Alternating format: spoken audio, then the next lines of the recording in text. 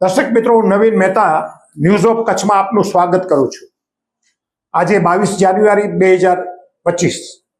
જોઈએ આજના સમાચાર। પશ્ચિમ ગુજરાત વીજ કંપની લિમિટેડ અંજાર વર્તુળ કચેરી અંજાર। ચાલો ઉર્જા સંરક્ષણ સાથે તમારા કાર્બન ફૂટપ્રિન્ટને ઘટાડીએ। ઉદ્યોગપતિઓ માટે, ગૃહિણીઓ માટે, ખેડૂતો માટે સ્ટાર રેટિંગવાળા પ્રમાણિત વીજળીના સાધનો વાપરો અને ઉર્જા કાર્યક્ષમતા વધારો। સૈફ અલી ખાનની મુશ્કેલીઓ દૂર થતી નથી। હજુ સાજા થઈને આજે ઘરે આવ્યા છે ત્યારે તેમના ભોપાલના મિલકતના એક કેસમાં કોર્ટના ચુકાદાથી કદાચ 15,000 કરોડ રૂપિયાનો તેમને ઝટકો લાગી શકે છે। 15 જાન્યુઆરીએ સૈફ અલી ખાન ઉપર તેના જ ઘરમાં છરી વડે હુમલો કરાયો હતો, જે પછી તેને હોસ્પિટલમાં દાખલ કરાયા હતા અને હાલ સારવાર બાદ તે ઘરે પાછો ફર્યો છે।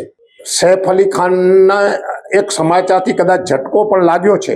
મધ્યપ્રદેશ હાઈકોર્ટે ભોપાલના પટોળી પરિવારની સંપત્તિને દુશ્મન મિલકત જાહેર કરતી સરકારી નોટિસ વિરુદ્ધ દાખલ કરવામાં આવેલ તેની અરજી ફગાવી દીધી છે। સૈફ અલી ખાન આ દાવો હારી જાય તેવી પણ શક્યતા છે। જો આવું થાય તો તેને 15,000 કરોડનું નુકસાન થઈ શકે છે, કારણ કે ભોપાલમાં પટોળી પરિવારની કરોડોની સંપત્તિ આવેલી છે, જેની પર વિવાદ ચાલી રહ્યો છે। હાઈકોર્ટે પોતાના આદેશમાં નિર્દેશ આપ્યો છે કે એપેલેટ ટ્રિબ્યુનલ સમક્ષ અપીલ દાખલ કરી શકે છે। જોકે સૈફ અલી ખાન તેના પરિવાર સૈફ અલી ખાન કે તેના પરિવારે હજુ સુધી કોઈ કાર્યવાહી કરી હોય તેવું બહાર આવ્યું નથી। પટોળી પરિવાર ભોપાલમાં 15,000 કરોડ રૂપિયાની સંપત્તિ ધરાવે છે।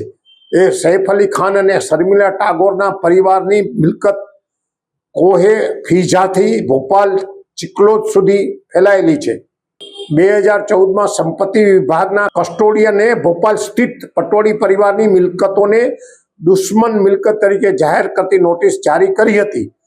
ભારત સરકારના 2016ના વટહુકમને કારણે વિવાદ વધુ ઊંડો બન્યો છે, જેણે સ્પષ્ટ કર્યું છે કે પટોળી પરિવારની સંપત્તિ પર વારસદારનો કોઈ અધિકાર રહેશે નહીં। 1960માં ભોપાલના નવાબ હમીદુલ્લા ખાનના મૃત્યુ પછી તેમની પુત્રી આબિદા સુલતાનને મિલકતની વારસદાર માનવામાં આવતી હતી। જોકે આબિદા સુલતાન 1950માં પાકિસ્તાન ચાલ્યા ગયા હતા, જેને કારણે ભારત સરકારે તેમની બીજી પુત્રી સાબિયા સુલતાનને સંપત્તિના વારસદાર તરીકે જાહેર કરી હતી। સૈફ અલી ખાને આ નોટિસને 2015માં હાઈકોર્ટમાં પડકારી છે અને પ્રોપર્ટી પર સ્ટે મેળવ્યો હતો, પરંતુ 13 ડિસેમ્બર 2024ના રોજ હાઈકોર્ટે તેમની અરજી ફગાવી દીધી, તેથી સ્ટે ઉઠાવી લીધો હતો। હવે એમની હાઈકોર્ટને તેની અરજી ફગાવી દીધી। હવે એમપી હાઈકોર્ટે તેની આ અરજી ફગાવી દીધી છે। સોફ Kutch power by Opal electronics, LG best shop, Vijaynagar road Bhuj, Rambag road Adipur. Power by KC jewellers, latest fashion ડિઝાઇનના ઓર્નામેન્ટ્સનો વિશ્વાસપાત્ર શોરૂમ, હોસ્પિટલ રોડ ભુજ।